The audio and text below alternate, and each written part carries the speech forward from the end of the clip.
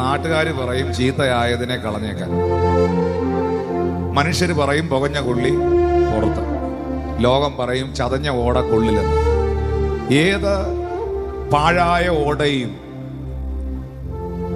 പുല്ലാങ്കുഴലാക്കാൻ കഴിയുന്നവന്റെ കയ്യിൽ കിട്ടിയാൽ അവൻ അതിനകത്ത് 5 തുളയിടുമ്പോഴത്തേനെ ഇതിനകത്തുള്ള സംഗതികൾ ഇഞ്ഞ് പുറത്തു വരും. ആരൊക്കെ നിന്നെ കുറിച്ച് നെഗറ്റീവ് പറഞ്ഞാലും, പിശാച് നിന്റെ കാതിൽ നെഗറ്റീവ് പറഞ്ഞാലും, നീ കർത്താവിന്റെ കയ്യിൽ പ്രഷ്യസ് ആണ്, ഏറ്റവും വിലപ്പെട്ടതാണ്. ഞാൻ എൻ്റെ കർത്താവിന് നന്ദി പറയുകയാണ്. കുശവന്റെ സ്വപ്നങ്ങൾ കൊത്തുകേറി വരാൻ കഴിയാതെ ആദ്യത്തെ കളിമണ്ണ ചീത്തയായിപ്പോയി.